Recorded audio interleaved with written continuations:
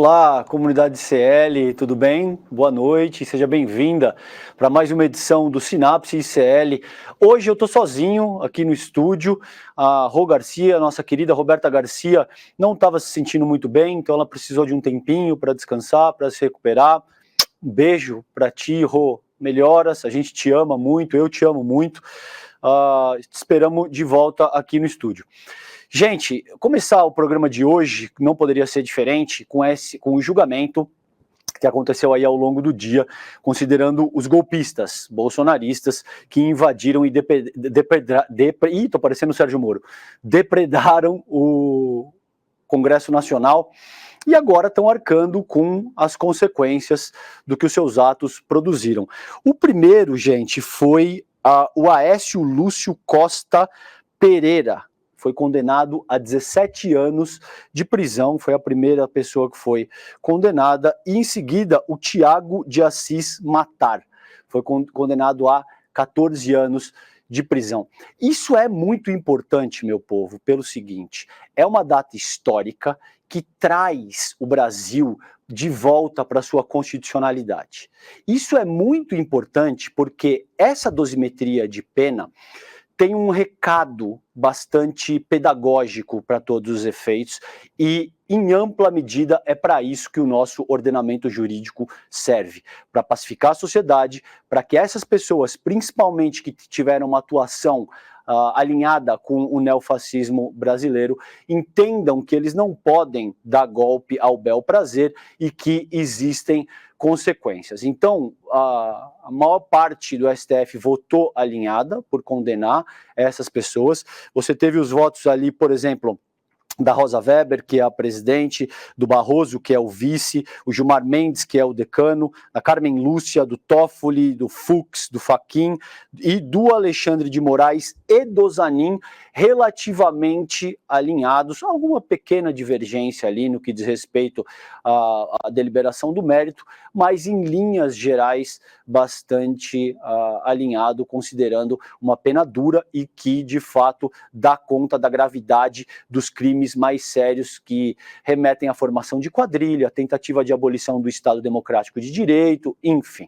E você teve André Mendonça e Cássio Nunes Marques dando conta de que seriam crimes mais leves, que seriam apenas correlatos, por exemplo, à destruição de patrimônio público, a dano qualificado, esse tipo de coisa. Prevalece, portanto, o entendimento que, a meu ver, faz todo sentido.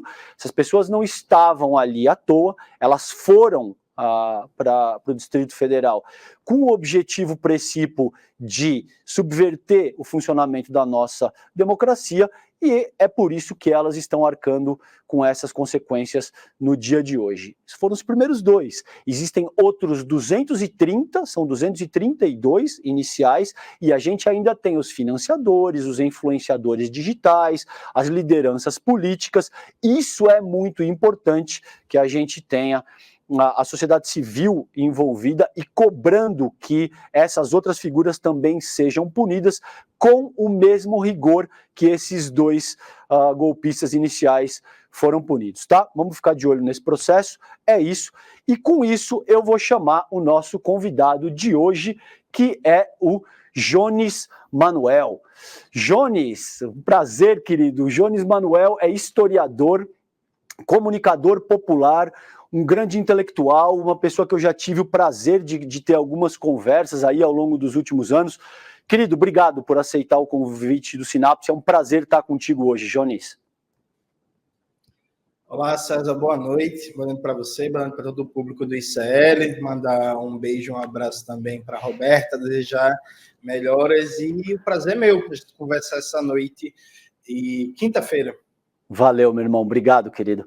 Jones, vamos começar pela tua análise, considerando os eventos do dia de hoje, cara. Como é que você vê essa punição? É uma dosimetria bastante pesada, 17 anos de cadeia para esse primeiro golpista, 15 anos em regime fechado, de fato tem um efeito pedagógico e manda um recado que parece que a Corte Constitucional brasileira não está disposta a tolerar esse tipo de medida que visa subverter o funcionamento da nossa República. Como é que você avalia isso, Jones?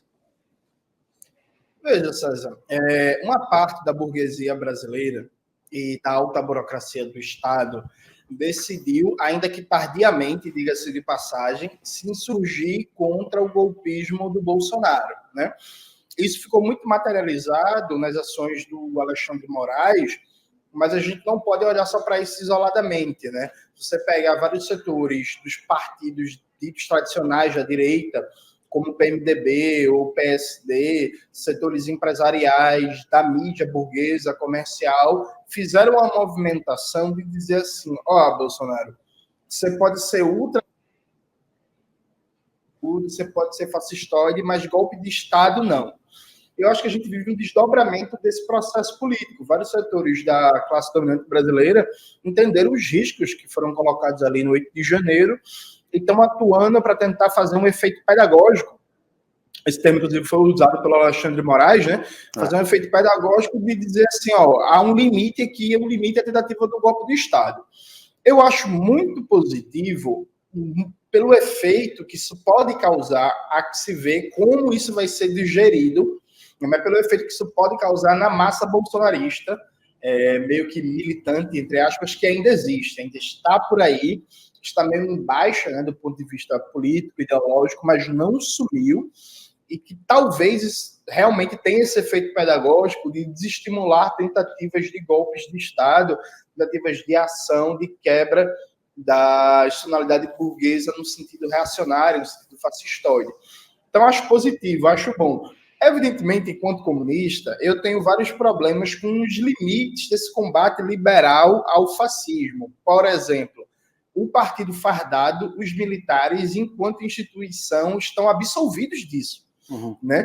Tipo assim, o básico para a gente realmente ir à raiz do golpismo seria todo o autocomando do Exército ir para a reserva e mudar os critérios de promoção de generais e a forma de controle da presidência sobre as Forças Armadas, inclusive instituindo o Ministério da Defesa Civil, que não é o caso. O Ministério da Defesa é comandado formalmente por um civil, José Múcio, que é aqui de Pernambuco, inclusive um histórico conservador, mas é todo cercado de militares e o Múcio, na prática, funciona como uma correia de transmissão do interesse dos militares. Então, por exemplo, o golpismo do Partido Fardado não está sendo enfrentado até a raiz da questão. Inclusive, o Partido Fardado assumiu um discurso que os militares que tiveram participação lá é algo individual, não diz respeito à instituição. Então, quer dizer que os militares, para tudo, têm hierarquia, têm disciplina, têm comando, mas nesse caso não existe hierarquia, nem disciplina, nem comando, é tudo individual. Assim como a gente tem que fazer uma compreensão estendida de responsabilidades. Por exemplo, não dá para falar do golpismo do 8 de janeiro sem falar da responsabilidade de emissoras como a Jovem Pan. A Jovem Pan tem responsabilidade direta no que foi aquilo ali. Precisa ser fechada e seus donos acionistas, majoritários, controladores, responsabilizados por aquilo. Assim como os empresários do agronegócio também envolvidos diretamente no financiamento, os deputados estaduais, os vereadores, os prefeitos. Então, uma longa cadeia de responsabilidades a ser mais aprofundada. A sensação que dá, eu espero que não seja isso, é uma tendência a pegar peixes pequenos, essa cadeia de responsabilidade, para dar um exemplo, o que é importante, friso, mas poderia ir além disso, né? Poderia ir muito além. Oi, gente, a gente teve uma instabilidade aqui na região inteira da Vila Mariana, Jones, caiu a energia aqui, eu não sei se por conta das fortes chuvas em São Paulo, a gente está retomando aqui via no break, e eu estou acessando aqui via StreamYard para a gente continuar o papo com o Jones Manuel. Jones, quando caiu a energia aqui na região, você estava dando conta, a gente estava discutindo um pouco esses processos, né? Do julgamento dos golpistas, e eu estava te perguntando se você acredita que essa punição que a gente viu hoje na casa de 17 anos aí, uma dosimetria bastante pesada, se isso vai se aplicar também para essas outras figuras centrais, para esses golpistas, por exemplo, generais militares, influenciadores digitais, essas mídias, você até citou o caso da própria Jovem Pan, financiadores. Como é que você sente essa questão? Você estava discorrendo acerca disso quando caiu a energia. Por favor, querido. Perfeito, César. Tá me ouvindo bem? Estou te ouvindo bem e te vendo bem, querido. Pronto, então, Como eu estava dizendo, eu acho que a gente enquanto esquerda como um todo, né, pensando assim, acho que a gente cometeu um erro, que foi deixar isso muito a cargo do Congresso, do STF, das instituições, né? A gente viu, na posse do Lula, muita força nos gritos do sem anistia, né? Uma expressão muito forte vindo da massa que estava ali, trabalhadora, juventude, movimentos sociais, pedindo sem anistia. E depois do golpe do 8 de janeiro, também a gente conseguiu ter, a tentativa de golpe do 8 de janeiro, a gente conseguiu ter também movimentos no Brasil inteiro, reforçando-se a anistia, a punição para os golpistas e por aí vai. Dia 9 de janeiro era meu aniversário, eu estava lá no centro de Recife no protesto também. Só que aí, por uma série de questões, eu acho que isso ficou muito a cargo da institucionalidade. E aí, veja, há uma tendência natural nas instituições de não irem atrás de figuras economicamente poderosas ou figuras relevantes dentro da burocracia do Estado burguês, né, como generais. Então, acho que isso precisaria de muito mais peso de massas. E aí a gente deu várias demonstrações de fraqueza. Por exemplo, as ações de descomemoração do golpe empresarial militar de 64, esse ano, foram ridiculamente fracas. Assim, famoso deu quase ninguém na rua, percebe? Então, acho que quando a gente deixa a cargo do STF, o pessoal brinca do Xandão, né, o Lex Luthor e não sei o quê. Não, perfeito, gente. Agora, veja, o Alexandre de Moraes é um conservador. É um conservador que está contra o golpe de Estado, é um conservador que está tendo um protagonismo político e jurídico desses processos de enfrentamento, algumas expressões do bolsonarismo, tranquilo, mas é uma figura conservadora. Gilmar Mendes, idem. Gilmar Mendes, inclusive, é um grande latifundiário, né? Um empresário importante do ramo da educação privada. Dentro de uma categorização clássica marxista, um burguês, um proprietário dos meios de produção, né? Manda em metade do estado dele. Então, a gente não pode deixar a cargo dessas figuras a liderança de um processo. Então, acho que a gente falha coletivamente enquanto esquerda, e aqui eu coloco todo mundo num bolo, inclusive meu campo político comunista, de a gente parece que, não, o Xandão vai resolver, terceirizou a responsabilidade, percebe? E eu acho que sem sinergia de movimento de rua, sem sinergia de pressão popular, deixando a cargo só da dinâmica institucional, a tendência são esses peixes grandes, por assim dizer, não serem pegos nessa malha de enfrentamento ao golpismo, né? Acho que vai ficar muito mais na raia miúda, o que frisa, é importante. Mas aí seria fundamental não só pegar a raia miúda, pegar os mandantes, os articuladores, né? Aquelas pessoas que têm realmente o poder econômico para coordenar no Brasil inteiro um movimento golpista de deslocamento para Brasília, né, gente? Porque, assim, é muito ônibus, é muito dinheiro. Aqueles acampamentos, por exemplo, aquilo ali tem uma infraestrutura impressionante, né? Um abastecimento de comida, de barracas e banheiro químico, e sabe, um negócio bem organizado, um negócio bem financiado, um negócio que para se manter o tempo que se manteve, vários alguéms gastaram muitos milhares de reais, né? Quiçá milhões, né? Então, assim, seria fundamental nesse processo que as investigações e punições chegassem até essas pessoas, né? Claro. Jones, e você é um cara que fala muito da Revolução Brasileira, eu sei que você tem essa bandeira política no cerne da tua atuação. Conta um pouquinho para as pessoas que nos assistem nesse momento, o que você entende ser a Revolução Brasileira e quais são as etapas que você acha que são fundamentais para que a gente alcance esse processo. Perfeito, César. Eu costumo brincar falando sério, que a Revolução Brasileira é a gente dar um encaminhamento concreto para os problemas do nosso país. Por exemplo, o Brasil nunca fez uma reforma agrária, né? Isso quem fala não sou eu, João Pedro Stedley, se eu pegar as entrevistas dele, né? Algumas políticas de distribuição de terras, de assentamentos, não é reforma agrária. O Brasil nunca fez uma reforma agrária. O Brasil nunca erradicou o analfabetismo. O Brasil nunca universalizou o acesso à água potável e ao saneamento básico. O Brasil nunca acabou o déficit de moradia. O Brasil nunca erradicou de maneira consistente o desemprego e vários problemas que a gente vive, né, na realidade do nosso país enquanto classe trabalhadora. Isso nunca aconteceu, não é porque os governos são incompetentes, ou porque tem muita corrupção, ou porque tem patrimonialismo, ou qualquer coisa dessa. Isso nunca aconteceu porque a gente é um país de capitalismo dependente, né? Nós temos uma posição subordinada na divisão internacional do trabalho. Então, não é só que nós somos um país capitalista, como é praticamente todo mundo. É que dentro da constelação de países capitalistas, nós somos um país dependente, subordinado, que vive de transferir riqueza para fora e que não tem uma verdadeira autonomia e soberania nacional, né? Sendo a nossa classe dominante subordinada aos monopólios estrangeiros. De tal sorte que pensar a Revolução Brasileira é pensar um processo de transformação do poder político que a gente consiga superar a dependência, o subdesenvolvimento e organizar o Brasil para a classe trabalhadora, organizar a economia, o poder político, a dinâmica institucional, a cultura, a educação, a saúde, a produção energética, a produção agrária para as necessidades da classe trabalhadora, superando os dramas históricos que vivem no nosso povo, né? Isso é muito visível, César, a partir de vários aspectos. Por exemplo, o Brasil é um país petroleiro. O que é que isso significa? O Brasil tem reservas suficientes, abundantes de petróleo. Nós somos autossuficientes em petróleo. A despeito disso, o preço dos combustíveis do Brasil não é baixo, não é baixo. Nós continuamos importando derivados de petróleo, né? E a renda petroleira não significa benefícios substantivos para a classe trabalhadora. Pelo contrário, né? A Petrobras segue no papel, ainda que um pouquinho atenuada, mas segue no papel que eu gosto de chamar de vaca leiteira do mercado privado.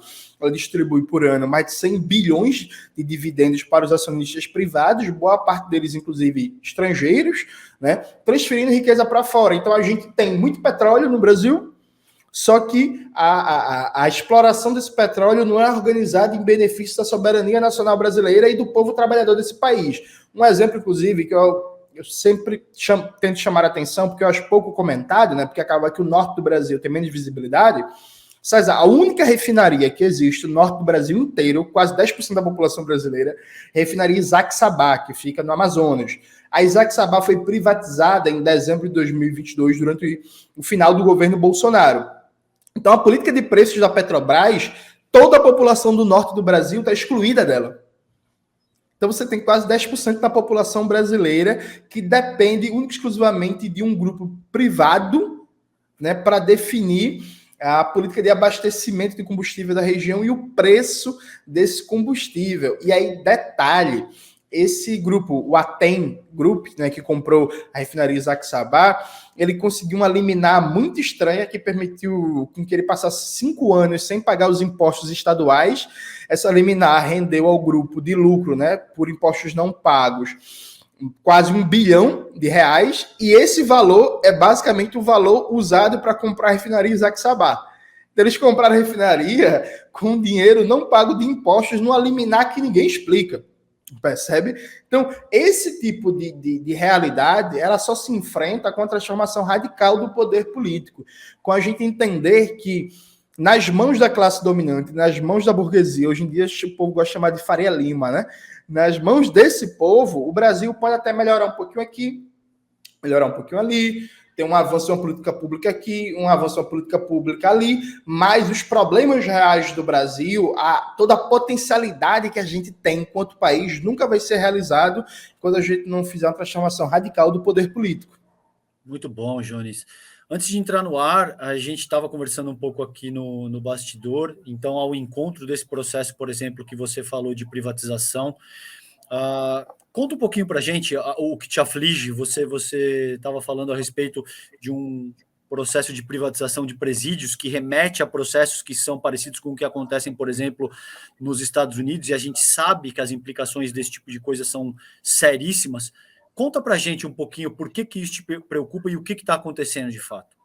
Então, vamos lá, gente. Tem um histórico aqui que é muito importante. Quando veio o golpe de Estado de 2016, o Michel Temer criou o PPI, não o PPI da Petrobras, o Programa de Parceria de Investimentos.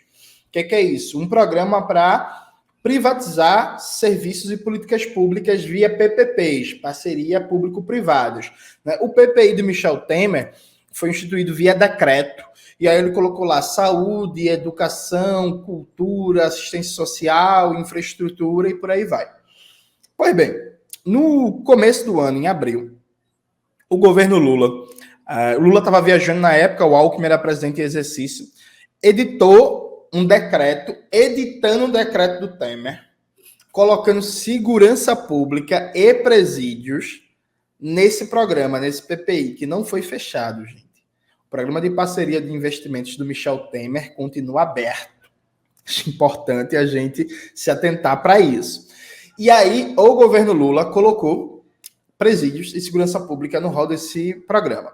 Ainda no começo do ano, em março, o BNDES mudou, fez alterações na sua carteira de investimentos e colocou também presídios e segurança pública para serem financiados via PPPs nos estados. E o que foi que aconteceu? O governo federal, junto com o governador Eduardo Leite, do Rio Grande do Sul, fez uma parceria para fazer a privatização do complexo prisional de Erechim, que seria um programa piloto para instituir uma política nacional de privatização de presídios em todo o Brasil. A desculpa é que se precisa modernizar a gestão de presídios, né, e que a partir disso a gente precisa entregar para a iniciativa privada. Então, veja, dia 6 de outubro agora, a Bolsa de Valores de São Paulo, na B3, vai ter o leilão para ver que empresa privada vai administrar o complexo prisional de Erechim.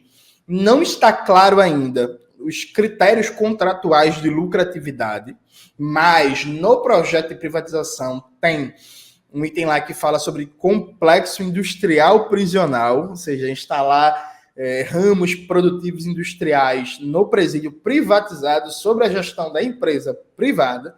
O governador de Santa Catarina já sinalizou interesse em aderir ao projeto, o governo do Paraná, do Ratinho Júnior, também, o governo do Rio de Janeiro também. Então, veja, e inclusive isso com apoio do Ministério da Justiça do senhor Flávio Dino, viu?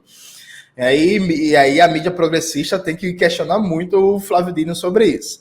Há um processo de resistência ainda tímida dentro do governo Lula. Por exemplo, acho que umas 4 semanas atrás, um grupo de defensores e defensoras dos direitos humanos, Movimento Negro, se reuniu com o ministro Silvio Almeida, questionando o apoio do governo federal a esse tipo de política. Isso acabou não saindo, César, na maioria dos sites de mídia progressista, mas veja, o Brasil hoje, gente, tem mais de 800 mil presos, né? Desses 800 mil presos, você tem cerca de 30% que estão encarcerados, nem sequer passaram por julgamento, né? Estão em prisões provisórias, o que deveria ser ilegal.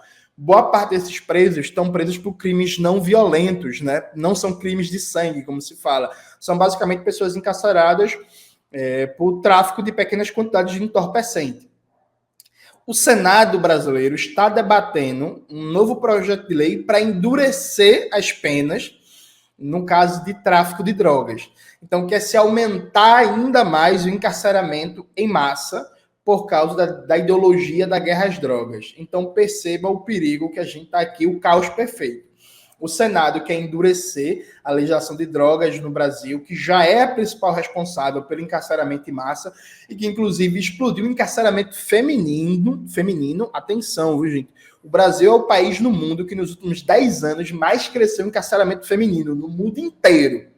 No mundo inteiro, por causa da nova lei de drogas de 2006, que foi, inclusive, sancionada, lamentavelmente, pelo presidente Lula, e que agora o governo federal, o governo Lula, veja, gente, não é o Congresso, não é o Senado, assim, não é o STF, o governo Lula decidiu apoiar a iniciativa de privatização de presídios. Então, nós, progressistas, socialistas, comunistas, anarquistas, ecossocialistas, sei lá o que queira chamar, eu acho que a gente tem que aumentar o debate, a crítica, e cobrar o governo Lula a suspensão do decreto de abril, que insere presídios e segurança pública no âmbito de PPPs. Inclusive, acabar o próprio programa de parceria de investimento do Michel Temer, né, gente? Porque, assim, não faz sentido isso continuar. Porque, veja, eu não acho aceitável privatização para nenhuma política pública estratégica para a dignidade humana, né? Privatização de saúde, de educação, de cultura, de assistência social e tal. Para mim, tudo isso deveria estar totalmente fora de qualquer âmbito de privatização. Inclusive, César, o BNDES tem até um negócio chamado PPP das florestas, que é uma aberração, que é entregar parques e reservas ecológicas para a iniciativa privada gerir e com critérios de reflorestamento, que nesses critérios aceita até plantação de eucalipto, como se fosse reflorestamento. Assim, é uma coisa absurda, né? Mas veja, se privatização de qualquer política pública já é um absurdo, de presídio, assim, é o suprassumo, é o auge do neoliberalismo. É você dizer assim, uma coisa que não deveria deixar ninguém feliz, que é encarcerar pessoas. Não, tranquilo, a gente pode debater como é necessário na sociedade capitalista, ter presídios e tal, perfeito. Mas assim, fazer disso uma fonte de lucro, fazer disso um elemento para gerar lucro para o mercado privado, é assim, um absurdo gigantesco. E não precisa ser um grande sociólogo ou teórico para imaginar a consequência disso. Claro. Isso vai gerar cada vez mais lobby para aumentar o encarceramento em massa, para endurecer legislações penais, para gerar uma clientela cada vez maior para o sistema prisional, já que esse sistema prisional vai ser uma fonte direta de lucro. Então, dia 6 de outubro vai ter esse leilão na B3. E eu acho que é indispensável que todo mundo que se considera de esquerda, progressista, socialista, no mínimo, organize um protesto na B3. Nós, os comunistas, aí estamos começando a trabalhar nisso. Então vamos todo mundo chegar junto e começar a debater e pressionar o governo Lula para que suspenda esse decreto de abril, que eu não vou lembrar o número agora, mas tem um vídeo no meu canal, né, sobre neoliberalismo e produção de presídios, que eu analiso em detalhes tudo que foi colocado, porque, assim, a gente não pode fazer com que isso passe em silêncio. O Brasil já tem um problema de encarceramento em massa, mas a gente ainda não tem um problema dos Estados Unidos, que é a privatização em massa de presídios. A gente está falando de criação de um problema novo. Assim, a gente não precisa de novos problemas, porque a gente já tem problemas demais, né? Ótimo ponto. Então, aí, só que a gente tem mais de 5 mil pessoas assistindo nesse momento. Concordo com gênero, número e grau de tudo que foi dito. A gente precisa se engajar nessa luta. Jones, o Edu Moreira, o João Carvalho, o Ian Neves. Então, essa gente precisa, de fato, se mobilizar para jogar luz nisso que o Jones está colocando aí. Eu vou me engajar nessa questão também. Dia 6 de outubro, você falou, não é? Isso. A gente tem aí pelo menos 3 semanas para, de fato, trazer luz para essa questão que é absolutamente fundamental. O Jones Manuel está colocando aqui. Jones, vamos falar do que aconteceu no PCB, cara. O que rolou ali? Conta para gente. Olha, César, tem um ditado popular que fala que prego que muito se destaca é martelado, né? Se eu fosse te resumir, eu diria o seguinte: eu acho que existem 2 questões de fundo aqui. Acho que há uma questão de fundo que é uma questão de divergências estratégicas, né? Para algumas pessoas, César, é muito confortável a situação de você ser uma espécie de consciência moral da política, né? Você não tem sessão de massa, você não está crescendo nos sindicatos, nos movimentos sociais, você não tem parlamentares eleitos, você não está organizando a classe trabalhadora, mas você tem ótimas análises de conjuntura, né? Você é aquela pessoa que lê o Capital em alemão e italiano, você sabe de cor e salteado toda a obra de Marx, mas você não tem capacidade de organizar ninguém na sua rua para um protesto contra o aumento de uma passagem de ônibus, né? Então, há aqueles que acham que o papel dos comunistas, o papel dos marxistas, é ser uma espécie de comentador da luta de classes. Percebe? Ser uma espécie de consciência moral da esquerda. Que é assim, a gente avisou que a conciliação de classes não funciona. Não, perfeito, tranquilo, mas e aí? Quantos trabalhadores e trabalhadoras você está conseguindo organizar? Qual é a capacidade que você está tendo de dialogar com a classe, de organizar a classe, né? E aí, no PCB, por ser um partido que conseguiu sobreviver, conseguiu um feito muito importante, né, que foi não acabar nos anos 90, porque, como tu bem sabe, muitos partidos comunistas acabaram naquele processo, né, de queda do Muro de Berlim, fim da União Soviética. O PCB conseguiu sobreviver, mas conseguiu sobreviver com praticamente nenhuma inserção de massas, né? Então foi muito mais um trabalho de manter viva uma sigla histórica, como levantar a bandeira, o PCB existe, é um partido centenário e tal, mas ser um peso decisivo na luta de classes. E aí, nos últimos anos, veio uma nova geração, inclusive de características sociológicas diferentes. Então, por exemplo, eu sou o primeiro da minha família a fazer universidade, né? Minha mãe empregada doméstica, meu pai pedreiro, eu vim da favela da Borborema. Então não estou interessado em ser uma espécie de Nostradamus do comunismo, né? Eu avisei, eu falei, tá? Eu estou interessado de o marxismo ter peso de massas, do marxismo influenciar na política brasileira, do marxismo realmente ter capacidade de oferecer golpes à burguesia e ao imperialismo. Não me interessa passar a vida inteira dizendo que eu tenho razão e não conseguir, por exemplo, organizar um sindicato e não conseguir ter peso no debate público, porque ter razão não basta, sabe? Então essa nova geração, e não só nova geração, militantes antigos também, perceberam que do jeito que o partido ia, a gente estava atrasado, né, em vários aspectos. Só para tu ter uma ideia, César, aqui em Pernambuco, eu fui candidato ao governo do estado no ano passado, né? A gente conseguiu um resultado muito bom. Só a título de exemplo, sem verba eleitoral, né, do TSE, que a gente não recebeu, a gente fez campanha só com doações de pessoas físicas. Conseguiu 50 mil reais de doação e sem participar dos debates eleitorais, sem visibilidade na mídia, a gente conseguiu ter quase 3 vezes mais votos que a candidatura do PSOL, né, que participou de todos os debates, teve quase 1 milhão para fazer campanha. Então, se você considerar Marília Reis uma figura de centro-esquerda, que me pareceu o caso, a candidatura do PCB foi a candidatura de esquerda mais bem votada aqui na eleição passada, percebe? Então isso não foi pouco. Foi, inclusive, a candidatura do PCB proporcionalmente mais bem votada para governo do estado nos últimos 20 anos. Perfeito, muito bom, não é? Só que, veja, isso significou, por exemplo, menos de 1% do eleitorado de Pernambuco.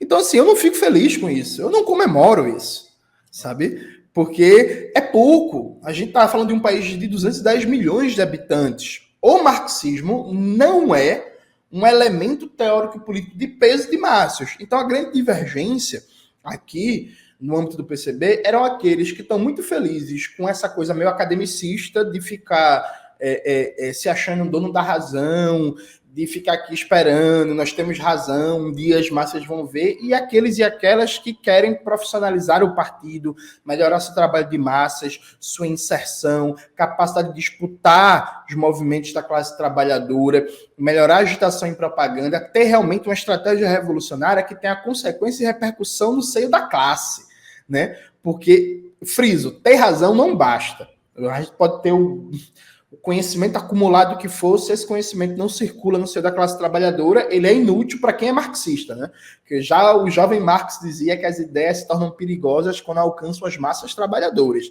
Se as ideias estão separadas das massas, elas não são perigosas. E aí tem um segundo elemento, que é o elemento, César, da dinâmica aristocrática, né? Que infelizmente é predominante no ambiente universitário brasileiro. Então, particularmente por mim, o fato de eu não... Veja, eu tenho mestrado, né? Tenho mestrado, publico livros, já debati com um dos mais prestigiados acadêmicos brasileiros, tenho um livro junto com Christian Dunker, já debati com Safatli, com a professora Vera Malaguti, mas não sou acadêmico, não quis ser, decidi fazer a minha produção teórica por outros caminhos. Então não sou acadêmico, não tenho doutorado, sou negro, da periferia de Recife, estou aqui no Nordeste.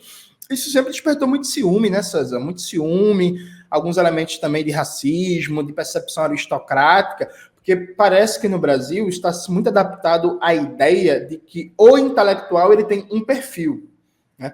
Porque quando a gente pensa no intelectual no Brasil, o que é que a gente imagina? Qual é a imagem que vem à mente?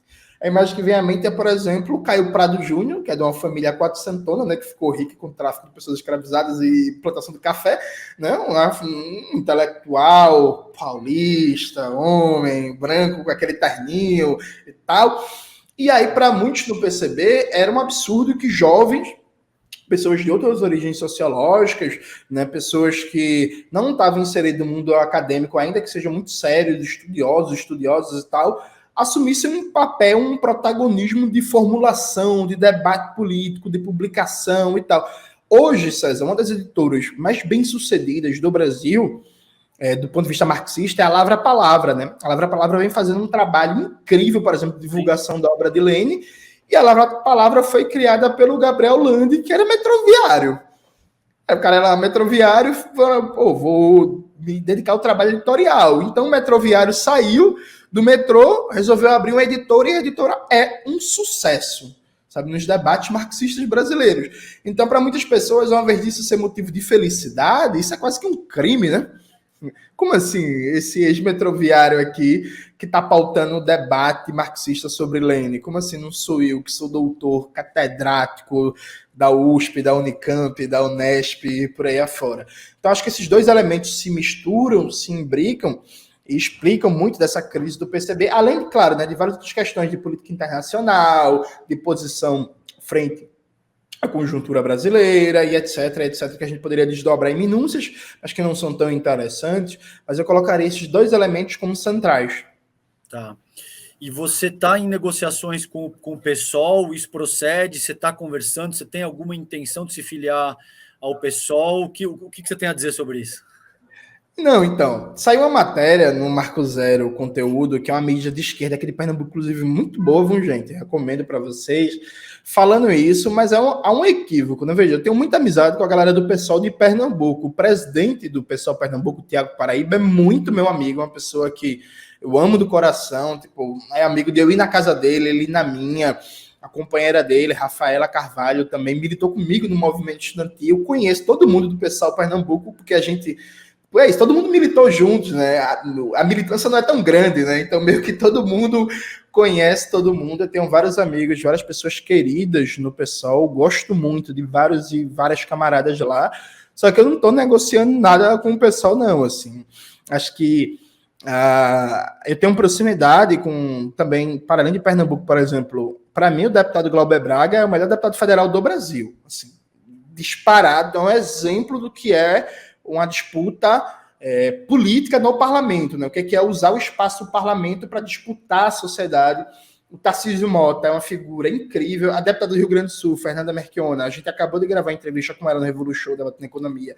É uma deputada também que tem uma profunda admiração. A Sâmia Bonfim deu um show na CPI do MST, né? Enquadrou vários e vários bolsonaristas. Mas a gente está, César, numa tentativa de reconstruir o Partido Comunista no Brasil. A gente está com a iniciativa do Partido Comunista Reconstrução Revolucionária, em que a gente está superando, né, essa direção burocratizada, academicista do PCB e está reconstruindo uma organização comunista. Então não existe nenhuma conversa de filiação ao PSOL, nem nada disso. O que existe é um esforço que está sendo muito exitoso até esse momento de reconstruir um partido comunista revolucionário no Brasil. Inclusive, eu estou rodando bastante o país, viajando, debatendo, ajudando. Final do mês agora, começo do mês que vem, eu vou estar em Belém e vou estar em Macapá. Então, você que está assistindo a gente é de Belém, Macapá, fique olhando nas minhas redes que eu vou estar por aí com vocês, debatendo os desafios dos comunistas na atual conjuntura brasileira. Então, gosto muito de várias pessoas do PSOL, vários são meus amigos e minhas amigas. Respeito muito a luta que os camaradas do PSOL fazem no Congresso Nacional, nas assembleias estaduais, nas câmaras municipais, mas não existe isso não. O que existe é a tentativa de reconstruir um instrumento político para fazer com que o marxismo tenha realmente peso de massas na classe trabalhadora brasileira. Tá. Você pretende se lançar para algum cargo eletivo ano que vem? Veja, eu gostaria de ser candidato a prefeito do Recife, ganhar e criar uma gestão municipal comunista na minha cidade. Agora, objetivamente, César, isso não é segredo para ninguém, a dimensão eleitoral é em aberto, né? Porque a organização que a gente está reestruturando, ela não tem registro eleitoral, né? E aí não é possível, inclusive pela legislação brasileira, hoje ela é muito draconíaca, né? Para você criar, draconiana, para você criar um novo registro eleitoral. Então, eu não sei, por exemplo, as condições ou não de ser candidato ano que vem. Eu gostaria de disputar uma eleição majoritária, sim, em Recife. E também, isso é uma coisa que todo mundo fala, isso, inclusive, César, é o que explica a boa parte dessas conversas sobre ir para o pessoal e tal, porque a nossa votação aqui foi muito boa, né? Então, por exemplo, só em Recife a gente teve quase 15 mil votos. E aí, como é uma característica de um voto muito ideológico, um voto muito... Porque foi uma campanha sem dinheiro, né? Foi uma campanha assim. Então, quem votou, sim, convencido ideologicamente que esse era o projeto. Isso traz uma resiliência de votos muito grande. Então, o que todo mundo especula é que se, por exemplo, 50% dos votos que eu tive na eleição passada, eu tivesse uma eleição para vereador do ano que vem, eu estaria eleito na Câmara Municipal do Recife, o que é verdade, sabe? Então, assim, se eu fosse candidato a vereador, as chances de vitória seriam muito grandes, e se eu fosse candidato a prefeito, eu acho que a gente conseguiria fazer uma campanha que seria de muito peso, de muito impacto político no país. Só que, do ponto de vista do instrumento eleitoral, isso é uma incógnita. Então, a gente vai fazer os debates coletivos, vai ter o nosso congresso ano que vem, que a gente vai arrumar uma solução para isso. Não sabe. Eu gostaria, sim, de cumprir a tarefa eleitoral, porque eu fui candidato ano passado. Foi uma experiência muito boa, César, muito boa. Porque uma coisa é você debater na universidade, por exemplo, ou num espaço que já são de esquerda, a luta de classes, a Revolução Brasileira, o socialismo e por aí vai. Outra coisa é você conseguir traduzir para as pessoas comuns, que não são organizadas, que não são militantes. O que é um programa para a classe trabalhadora? O que é um programa de esquerda? O que é um programa comunista nos transportes, na cultura, na educação, na saúde? Eu achei esse desafio encantador, modéstia à parte. Eu acho, inclusive, que eu cumpri bem ano passado. E foi muito bom. A campanha eleitoral é cansativa, desgastante, sofri muitas ameaças, teve vários problemas. Mas, assim, foi muito gostoso conseguir, acho que, responder à altura o desafio. O que é falar em linguagem popular para as pessoas? O que é, concretamente, véio, um programa socialista, sabe? O que é que significa? Qual é a diferença entre você votar no comunista e você votar num outro político qualquer? Por que você tem que votar no comunista? E eu gostaria, sim, de viver essa experiência de novo. Agora, como diria Simone Tebet, né, quando falou da meta de superávit primário lá, de déficit zero, o futuro a Deus pertence, né? A gente vai ver como é que se ajeita ano que vem. Jones, circulou na internet aí, ao longo dos últimos dias, o vídeo de um empresário australiano que chama Tim Gurner. E o Tim Gurner explica de uma forma gráfica e inequívoca o que Marx chama de exército industrial de reserva. Mais claro do que isso seria impossível. No meu último livro, no Esfarrapados, que inclusive eu trago um debate que eu tive contigo nesse livro, eu preciso te mandar uma cópia desse material, inclusive do Esfarrapados, eu digo que isso se manifesta no Brasil através do processo de austeridade fiscal, citando do Davi Decache, que é um cara que eu gosto, que também é um economista associado ao PSOL. A gente tem, eventualmente, divergências, eu tenho debates com ele, mas eu acho que ele produz coisas interessantes, o Decache. E ele cita 3 aspectos da austeridade, de forma muito resumida. Eu quero passar para ti, para te ouvir a tua reflexão acerca do que diz esse cretino, desse perdão pelo termo, mas desse empresário australiano. E o que é? Você tem uma dimensão da austeridade fiscal que reduz a atividade econômica e ao reduzir a atividade econômica, altera a correlação de forças entre empregado e empregadores a favor dos empregadores, exatamente o que o Tim Gurner diz quando ele diz hurt the economy, que tem que machucar a economia deliberadamente, como se isso não implicasse nas pessoas passando fome, morrendo à míngua, não tendo nenhum tipo de acesso a basicamente nada.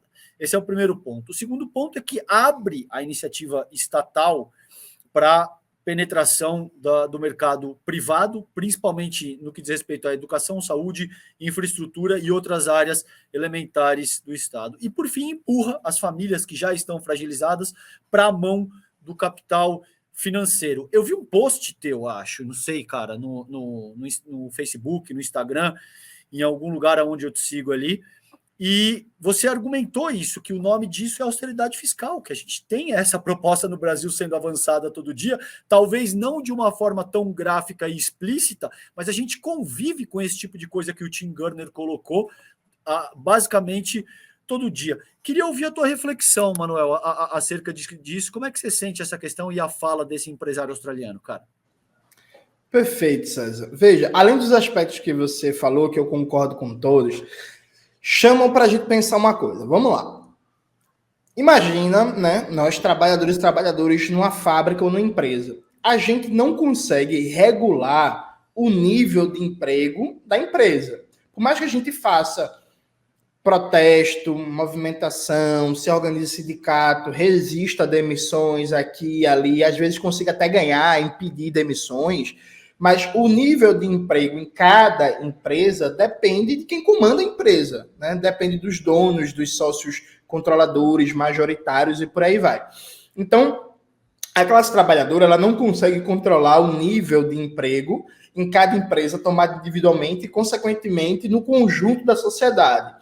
Qual é o principal fator que a classe trabalhadora consegue intervir para mudar o nível de emprego e desemprego? É a política econômica do Estado. A partir de movimento social, a partir de lançar candidaturas, de disputar eleição presencial e por aí vai. Porque, veja, o nível de emprego está diretamente associado a que tipo de política econômica está sendo tocada. Então, por exemplo, se você elege um governo que tem como prioridade, eu quero combater o desemprego, eu quero fortalecer o salário mínimo, eu quero gerar mais oportunidades, e esse governo, por exemplo, investe na geração de empregos, isso vai afetar o nível de emprego na sociedade como um todo, percebe?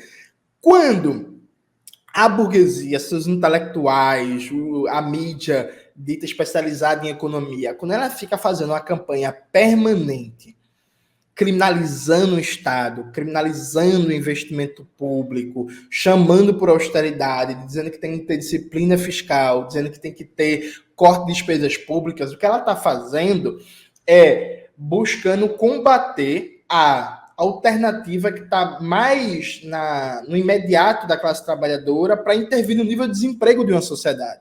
Porque a partir do momento que você consegue criar um consenso que investimento público é ruim, que a ação do Estado na economia é ruim, você faz com que a principal alavanca que a classe trabalhadora tem no capitalismo para mudar a taxa de desemprego seja perdida.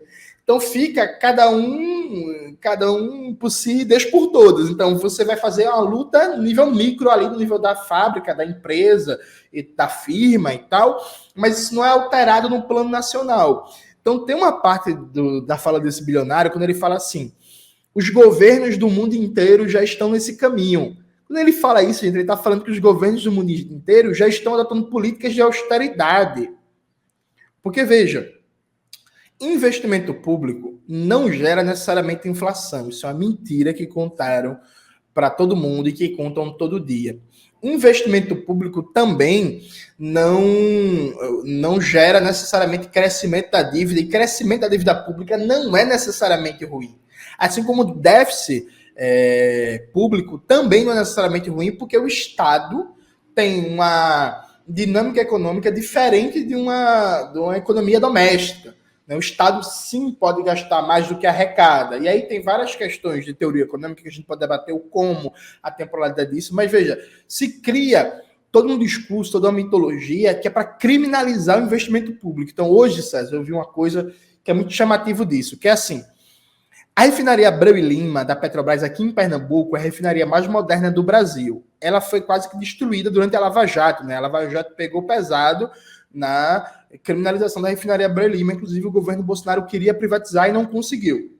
Então, o governo Lula tomou a decisão acertada de concluir todo o processo de modernização da refinaria e colocar ela para funcionar com 100% da sua capacidade. Então, anunciou um investimento de 6 bilhões. Veja, o Brasil está importando derivados de petróleo, o Brasil está importando gasolina, está importando óleo diesel. É importante aumentar a capacidade de refino do país, inclusive para baixar o preço dos combustíveis. É muito importante para a economia como um todo, para a eficiência, para a produtividade da economia brasileira. Qual foi a matéria da Veja? O governo Lula decidiu investir 6 bilhões em refinaria, símbolo da corrupção. Veja, esse investimento ele vai gerar emprego, esse investimento vai aumentar a capacidade de refino nacional, esse investimento vai aumentar o grau de soberania nacional, porque quanto menos a gente depende de importar derivados de petróleo, mais soberania nós temos frente ao mercado mundial, mas tudo isso é criminalizado. Né? Corrupção. Olha, ó. Símbolo de corrupção. Já dá a entender que esses 6 bilhões para a refinaria Abreu e Lima vai necessariamente virar corrupção, vai virar desvio de dinheiro e por aí vai.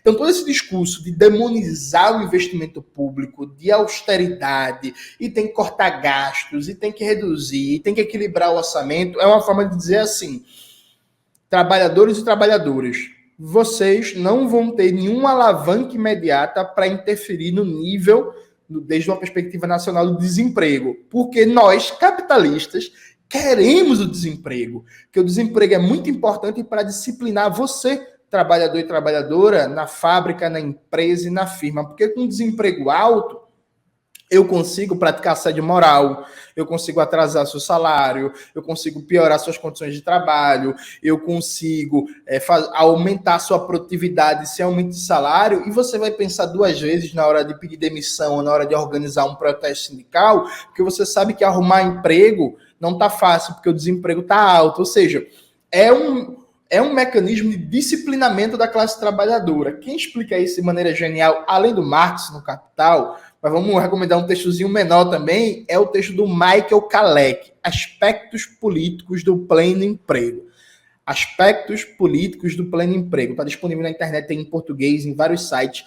Gente, profundamente atual, um texto de mais de 70 anos, e o Kalec explica, o Kalec é um economista crítico, importante na história, explica assim, por que os capitalistas são contra pleno emprego? Porque se você parar para pensar, seria muito bom para os capitalistas todo mundo tivesse emprego, porque seria um mercado consumidor maior, eles iam vender mais, né? Bens, serviços, mercadorias. Mas o Kalec explica que o capitalismo precisa do desemprego para disciplinar a classe trabalhadora, porque uma situação permanente de baixo desemprego aumenta o poder de barganha da classe trabalhadora, e aumentando esse poder de barganha, os capitalistas perdem controle político. Então, na hora de pensar, é melhor ter mais lucro, aumentando, por exemplo, o mercado consumidor com mais emprego, com mais salário, com mais renda, ou é melhor manter o controle político sobre a classe trabalhadora? Eles não têm dúvida, eles preferem aumentar o controle político, então deixa o desemprego alto mesmo, deixa o mercado consumidor mais baixo, e a gente vai brigando aqui na concorrência e tal, mas o desemprego ele é indispensável para o capitalismo, para manter o controle sobre nossa classe, né? Muito bom. Cara, no começo da tua fala, a gente está entrando nos 5 minutinhos finais aqui. Eu aproveito para explicar que a gente teve um problema de luz para as pessoas que entraram agora. A gente teve um problema de luz aqui no bairro da Vila Mariana inteiro, então a gente demorou algum tempo até se reorganizar, por isso eu estou esticando um pouquinho mais o programa com o Jones. Já deixo o convite para você voltar também, para a gente conduzir a entrevista com a Roberta. A Roberta, para quem perguntou também, teve um problema de saúde, está se recuperando, deve estar de volta no estúdio entre amanhã e segunda-feira. Então a gente vai trazer o Jones de volta para fazer a entrevista sob condições normais. Mas no começo da tua fala, você pontuou um aspecto que eu acho absolutamente fundamental, que é a posição do Brasil na semiperiferia do capitalismo global e o quanto existe uma diferença muito fundamental entre os países que estão no cerne do capitalismo e os países que estão na semiperiferia ou mais à periferia ainda do capitalismo global. A gente viu uma questão, e aí eu quero a tua reflexão acerca disso, acerca do TPI, tá? Essa semana que circulou, porque muita gente criticou a fala do Lula, dizendo que caso o Putin viesse para o Brasil, ele não seria preso, e aí salientaram que o Brasil ratifica o Estatuto de Roma, que é, de muitas maneiras, um estatuto que foi selado ali em 1998, com aquele o desmonte do campo soviético, tinha acabado de acontecer no começo daquela década, e era um mundo, em termos de governança global, bastante unilateral, e no qual os Estados Unidos davam as cartas de maneira hegemônica. Esse mundo mudou e está mudando atualmente. Como é que você sente essa questão de política externa, Jones? Você acha que é o caso o Dino, por exemplo, disse isso, que a gente poderia repensar a ratificação ao Estatuto de Roma, talvez o Brasil não fosse mais signatário do Tribunal Penal Internacional. Eu quero a tua reflexão, cara, a respeito disso. Como é que você sente essa questão? Vamos lá, César. Primeiro, assim, China, Estados Unidos e Rússia não ratificam o TPI. Eu acho que isso acaba o debate. As duas maiores economias do mundo estão fora disso. E a Rússia, que é a maior potência atômica, junto com os Estados Unidos. Ou seja, é um tribunal que em si tem a sua soberania, aliás, sua soberania não, sua funcionalidade já anulada, porque, inclusive, como diria o Plínio de Arruda Sampaio, o país que mais viola direitos humanos no mundo é os Estados Unidos. Né? Empiricamente, né, Manuel? Isso não é nem que eu acho porque eu estou à esquerda ou à direita no espectro político ideológico. Empiricamente, isso é um fato. Exato. Então, um país que tem bases militares pelo mundo inteiro, que está hoje, nesse momento, enquanto a gente está conversando, os Estados Unidos estão simultaneamente operando mais de 100 intervenções militares no mundo, sabe? Os Estados Unidos não estão nesse tribunal, então a gente não tem razão para estar nisso. Acho que essa é a primeira coisa. A segunda coisa é que, veja, há uma mentira que é repetida, o pessoal que estuda direito acaba acreditando nisso, que é assim, não, direito internacional. Veja, gente, isso não existe, viu? Isso não existe. O mundo é regulado pela força. Acho uma pena, sabe? Eu gostaria muito que a gente realmente, que o sonho do Immanuel Kant e da paz perpétua fosse realizado e que a gente tivesse um mundo de soluções pacíficas e negociadas dos conflitos, que a gente tivesse um fórum mundial realmente democrático, mas isso não existe. A gente vive num mundo imperialista, que tem uma única superpotência mundial, que é os Estados Unidos, que se arroga o direito de passar por cima do Conselho de Segurança da ONU, de mentir dizendo que tem arma de destruição em massa no Iraque, invadiu o Iraque, e depois não tem as armas, e acabou, e nada acontece, ninguém é preso, de invadir o Afeganistão dizendo que o Osama estava lá, e o Osama não estava lá. Hoje, César, saiu uma matéria na Folha de São Paulo dizendo assim, se a Líbia não vivesse um caos político, os efeitos lá do terremoto não seriam tão grandes. Não, mas a Líbia vive um caos político, a Líbia era o país com o maior IDH de África. Mas aí, um belo dia, os Estados Unidos e a União Europeia decidiram invadir o país, financiaram grupos extremistas, bombardearam o país com a desculpa que Gaddafi estava reprimindo protestos e tinha matado 3 mil pessoas. Entraram na Líbia e mataram 300 mil, sabe? Tipo, acabaram, jogaram para a Idade da Pedra o país que tinha o melhor IDH de África e tinha o melhor acesso, inclusive, ao ensino superior, né? Número de pessoas por 100 mil habitantes com ensino superior. Destruíram a Líbia, percebe? Então, é um mundo violento, é um mundo baseado na força, é um mundo baseado em sanções. Os Estados Unidos, a gente nunca pode esquecer disso, né? A ONU teve uma postura, inclusive, correta de, durante a pandemia, recomendar a suspensão de todas as sanções econômicas e bloqueios como medida humanitária, porque a gente estava numa pandemia global. Sabe o que foi que o governo dos Estados Unidos fez? Não suspendeu, gente. Pelo contrário, intensificou as sanções. Então, durante uma pandemia global, a maior pandemia do século XXI, estavam os Estados Unidos apertando as sanções contra Cuba, contra o Irã, contra a Síria, contra o Iraque, contra a Coreia do Norte, contra a Venezuela e por aí vai. O Joseph Stiglitz, acho que é assim que pronuncia o sobrenome dele, ele participou de um estudo que mostrou que as sanções econômicas na Venezuela, nos últimos 5 anos, foram responsáveis direto pela morte de 40 mil pessoas.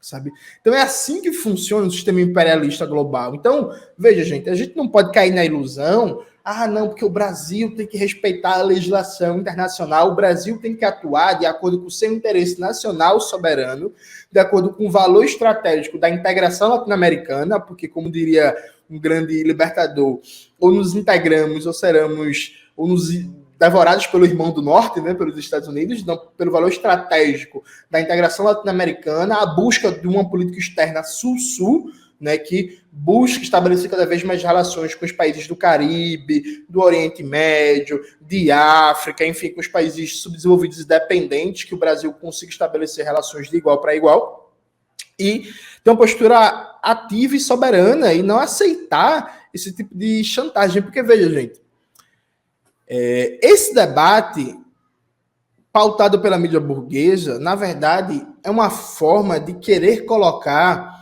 o Brasil de joelhos para uma agenda que não interessa, gente. Veja, não nos interessa tomar lado na guerra da Ucrânia, ou a favor do Putin, ou a favor do Zelensky e tal. O que interessa, enquanto brasileiros, é defender o fim da OTAN, é defender uma solução pacífica e negociada para esse conflito, é defender o fim, a retirada de todas as bases militares dos Estados Unidos, da Europa Ocidental e da América Latina, é defender mudanças no Conselho de Segurança da ONU, é defender que se leve a sério, dentro das possibilidades que estão colocadas dentro do mundo imperialista, né, a mediação da ONU nos conflitos militares. Claro, tudo isso desde uma perspectiva de uma presidência que não é comunista. Eu, enquanto comunista, eu quero muito mais, né? Mas falando a nível de presidência do governo Lula, sabe? Então, veja, isso é um falso debate. Teve até gente inclusive, que até tem uma simpatia, mas gente falando assim, o Lula está protegendo o Putin, dizendo que o Putin não vai ser preso. Gente, isso não existe. Um líder de outro país vir no Brasil e aí ele ser preso porque um tribunal do qual a Rússia não faz parte vai dar uma ordem de prender porque o Brasil ratifica. Não, tudo bem, o Brasil ratifica, mas a decisão soberana de quem a gente vai ter relações na política externa é da presidência, é do Estado brasileiro, sabe? Não dá para a gente se submeter a isso. E se querem usar isso como instrumento de pressão, o Brasil deveria sair amanhã. Sabe? Muito tranquilamente, sair amanhã e deixa a mídia espernear, deixa gritar, porque veja, os Estados Unidos podem tudo, né, César? As pessoas esqueceram, porque a mídia burguesa não informa, que quando começou a guerra da Ucrânia, e aí os Estados Unidos não podiam mais ter acesso ao petróleo russo e ucraniano, sabe o que eles fizeram? Retomaram relações com a Venezuela. Então passaram 5 anos dizendo que a Venezuela era ditadura, que era o pior lugar do mundo, e que Maduro era o novo Hitler, e por aí vai. Aí quando vem a guerra, o preço do petróleo dispara, não dá para comprar petróleo da Rússia, no instante Maduro foi reabilitado. Eles se tornam pragmáticos. Então política externa é o interesse nacional em primeiro lugar, isso desde uma perspectiva, friso, da gestão do Estado Nacional. Né? Eu, enquanto comunista, tenho outros princípios, né, de internacionalismo proletário e tal, mas essa configuração do sistema interestatal, é interesse nacional em primeiro lugar, eles não têm pudor, não têm papas na língua.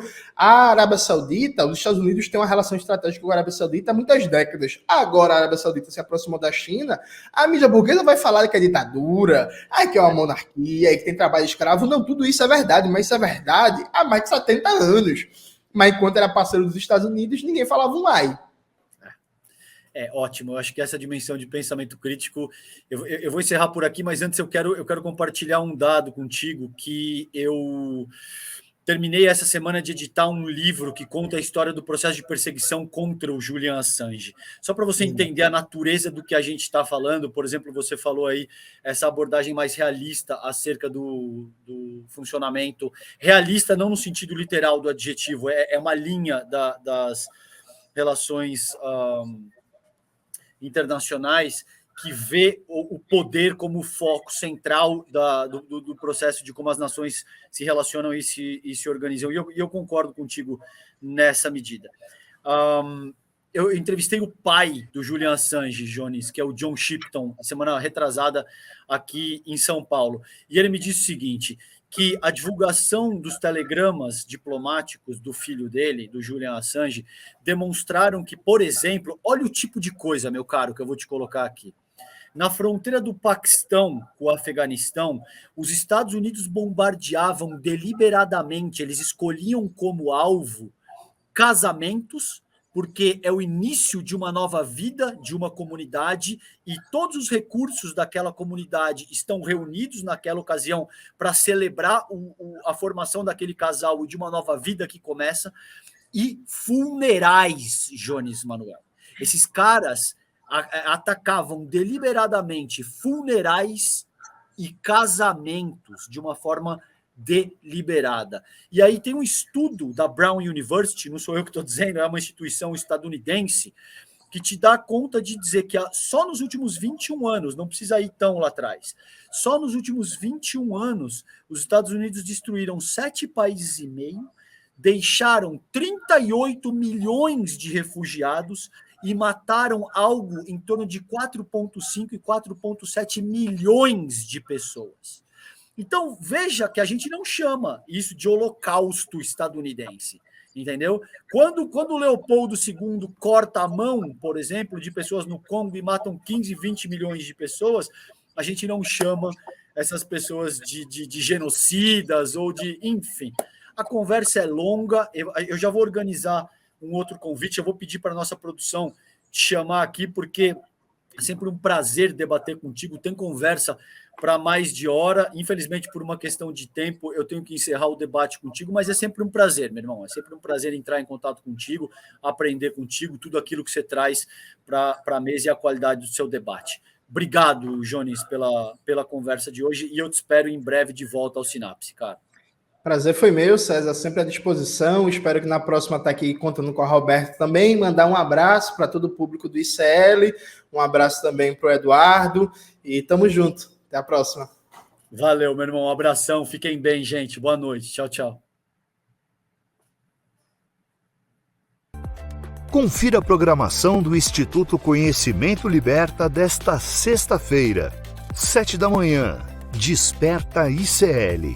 8h, ICL Notícias, primeira edição. 10h30, Em Detalhes. 11h, ICL Mercado e Investimentos. 13h, Contabilidade para Pequenos Empreendedores, com o Dr. Ari Ferreira de Abreu. 15h, Marcelo Jugend, o Brasil, a Guerra Híbrida e a Operação Lava Jato. 17h, ChatGPT, o que podemos aprender com os robôs, com Robson Ferreira. 18h, ICL Notícias, segunda edição. Às 19h, Música para Cinema, com Andréa Bujanra. E aula interativa de inglês A1, com Andréia Cipoli. E às 7h30, Sinapse ICL. Para saber mais, acesse icl.com.br.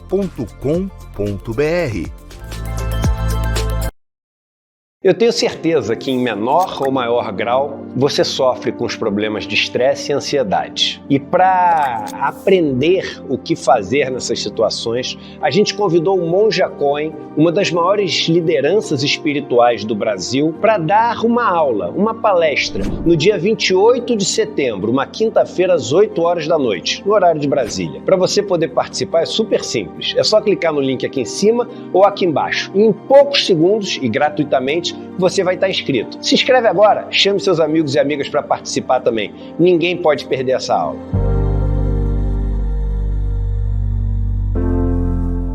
Oi, eu sou Heitor Barsalini, professor do curso A História da Alimentação no Brasil, aqui na plataforma do Instituto Conhecimento Liberta. Nesse curso, a gente dá um panorama geral do que foi a alimentação ancestral indígena brasileira um pouquinho antes da chegada dos colonizadores ibéricos e como essa alimentação foi se transformando a partir das fusões culturais entre os elementos que os ibéricos trouxeram e o que os indígenas brasileiros já consumiam de proteínas, de vegetais, as suas principais fontes de carboidrato. Esse e mais outros 200 cursos estão disponíveis a todos os membros do ICL. Então espero você para o nosso curso A História da Alimentação no Brasil. Olá, eu sou a Dani Vidotti, sou professora de Yoga e Meditação e aqui no meu curso Bem-Estar Profissional você vai aprender diversas maneiras de cuidar de você dentro do ambiente de trabalho. A gente vai falar sobre autoconhecimento, vai aprender maneiras de gerenciar melhor o estresse, a ansiedade, evitar os esgotamentos, evitar chegar num burnout. E se você já teve um burnout, esse curso também é para você, porque você vai aprender maneiras de não retornar àqueles antigos padrões. Aqui nesse curso, você vai aprender a trazer equilíbrio físico, mental e emocional. Tudo isso vai colaborar para o seu melhor desempenho dentro do ambiente de trabalho, trazendo motivação, mais energia, mais foco e até clareza mental. Faremos também diversos exercícios práticos e eu espero você. O curso já está disponível aqui na plataforma do Instituto Conhecimento Liberta. Vamos?